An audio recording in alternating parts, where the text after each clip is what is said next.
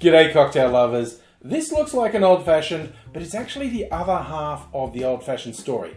This is called the Improved Whisky Cocktail. Back in the day, what we call an old-fashioned was just called a whiskey cocktail.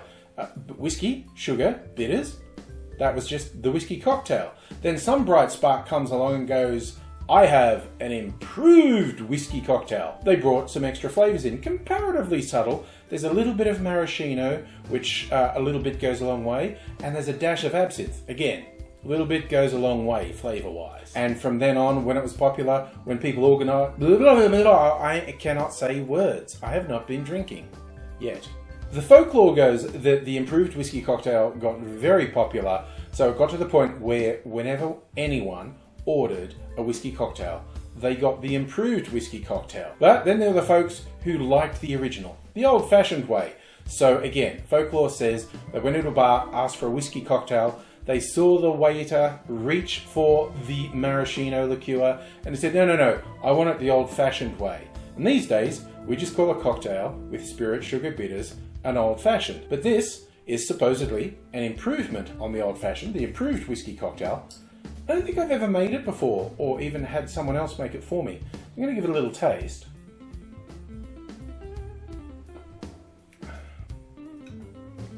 Honestly, if the only thing you'd ever had was old-fashioned, the little change in this would probably be quite welcome.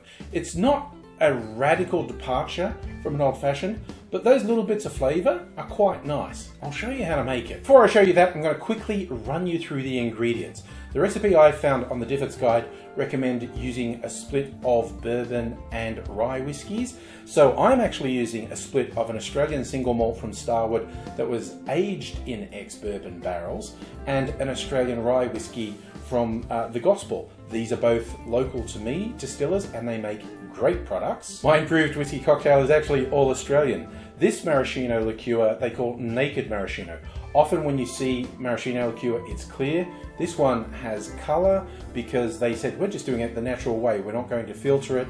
We're not going to strip the colour out. They call it naked maraschino. And this is an Australian absinthe from the Never Never distillery. So apart from the bitters, Peychaud's bitters actually comes from New Orleans, this is going to be all Australian content-wise.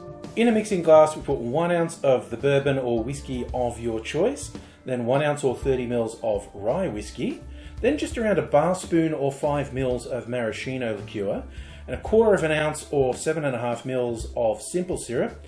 Then I'm just doing 1 dash of absinthe, following with 1 dash of aromatic bitters and 1 dash of Peychaud's bitters.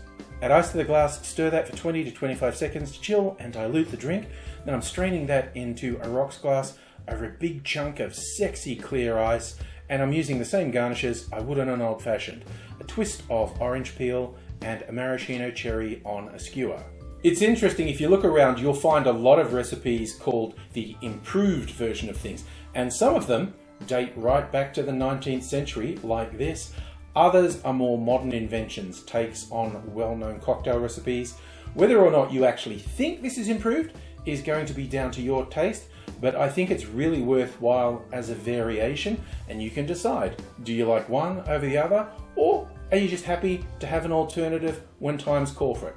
Either way, I think it's worth making and trying out. So I hope you do. Let me know all about it. Come back and see me again. I'll have plenty more cocktails coming down the line, and I'd love to have you here along for the journey. Until I do see you again, I'll just say cheers.